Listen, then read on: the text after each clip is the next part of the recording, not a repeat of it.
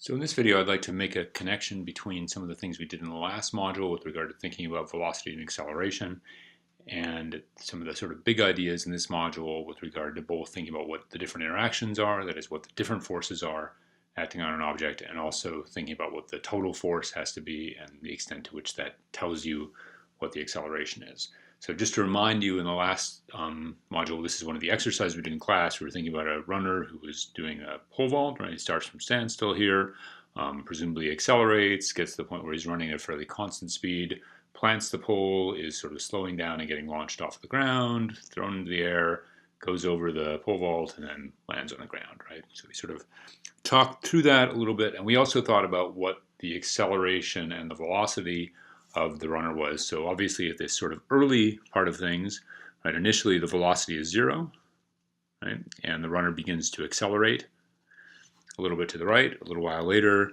they're still accelerating to the right, but the runner also has some velocity. By the time the runner gets to this point, presumably the runner's velocity has gotten about as big as it's going to be, but the acceleration at this point is 0. They've reached a maximum speed. At this point, when the runner plants the pole, you can see first of all that their velocity is still forward, right? But they're starting to slow down at that point. So the velocity will be the same, but now they have some acceleration that's backwards. By the time they get to this point, they have a velocity that is, again, tangent to the curve. And we talked a fair bit in class about this sort of idea that the acceleration probably has both a component that is parallel to the velocity and also a component that's perpendicular to the velocity, since the trajectory is both turning and also presumably the runner is being launched in the air, and so forth. Okay, I'll just talk about these points. We could obviously talk about the other points as well. All right, so that's what we think is going on from a sort of kinematics perspective. Now, one of the things we can immediately think about from a forces perspective is we can actually, just using the idea that force tells you what the time rate of change of the velocity is, or force tells you what the mass times the acceleration is, we can look at these diagrams and immediately say something about what the total force is, right? Pretty clearly at this point, right, at point 1, the force has to be directly to the right. Same thing has to be true at point 2. At point 3, the force had better be 0, right? At point 4, the net acceleration is to the left, so the net force on the runner should be to the left. At point 5, it looks like the acceleration is both up and a little bit to the left, so the net force on the object, or in this case the pole vaulter, should be up and to the left, and so forth. Okay, well that's what this sort of direct connection is between what the net force is and the accelerations. But let's try to now that we know what the net forces are, let's think about what the free body diagrams look like for some of these different cases. Okay, so let's first think about this case over here. We have a runner who is also carrying a pole. I will not, well, okay, so we'll put a pole on there as well, right? They're carrying this. They've got this pole, and they're standing on the ground. What does the free body diagram look like over in here? Well, we cut the runner out of the rest of the universe, and we think about what the interactions are. Pretty clearly, there is a gravitational interaction that's pulling the runner down.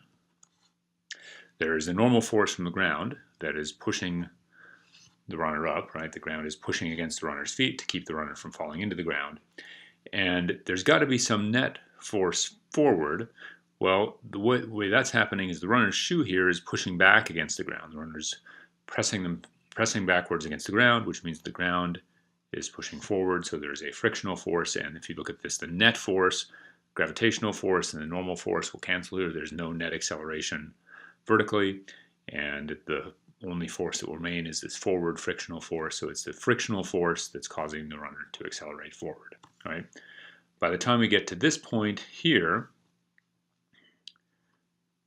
we have the runner running. They're standing on the ground. They've got the pole. Well, what's going on here? This is actually a little harder to think about, and it reveals a weakness in our thinking earlier. Well, pretty clearly gravity is pulling them down. Force from the ground, the normal force, is offsetting that in order to keep it's offsetting all the other vertical forces in order to make the net vertical force be 0. the runner presumably is still pumping their legs pretty hard and they're pushing against the ground. So there must be some frictional force that's forward. But at the same time, what else must be going on? We know the acceleration must be zero. So there's got to be some other force present that's keeping the runner's net acceleration at zero. And of course, if you think about it, once the runner is going fast, there's also some drag force that's acting on the runner. And so the net force, in this case, since the acceleration is zero, the net force must be zero. And what's happening is the frictional force from the ground pushing against the runner is offsetting the drag force. Similarly, the normal force of the ground keeping the runner from falling into the ground is offsetting the force of gravity that's pulling the runner down into the ground. Okay. Now we get into the two more interesting cases. Let's think about the plant first. Again, we have acceleration, net acceleration to the left. But let's think about that, because that one's a little bit trickier. So this is 3. This sort of applies for both 1 and 2. Well, so here's our runner. And notice that at this point, they've actually planted this pole in the ground, right? And if you think about it, there's some interesting stuff going on here, right? Clearly, gravity is pulling the runner down. The runner, meanwhile, is actually pushing the pole down into the ground, right? Which means, in turn, that the pole must be pushing back. And in fact, there's some force that the ground is exerting back on the pole that's both backwards and upwards at this point. Then there must be some normal force, right? The ground is keeping the runner's feet from falling into the ground. So there's some normal force that's up. And presumably the runner is still pumping their legs. They're pressing against the ground. So there's some frictional force that's forward. And finally, since they're moving forward at this point, there must be some drag force. Okay, well, what can we say at this point? First of all, what can we say about the normal force at this point? It's very tempting to say that the size of the normal force is the same as mg, right? There's a gravitational force pulling down, so the normal force is equal and opposite to the gravitational force. Tempting, but wrong.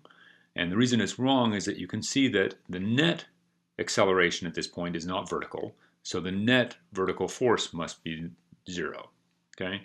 The only way the net vertical force can be zero is if the gravitational force plus the y component of this ground force plus the normal force is zero. So in fact, the normal force is actually the magnitude of the gravitational force minus the y component of that ground force.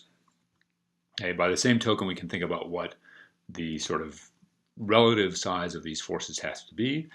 It's accelerating, the runner is accelerating backwards, so drag plus the ground force has to exceed the frictional force. And if you think about that, actually makes a lot of sense.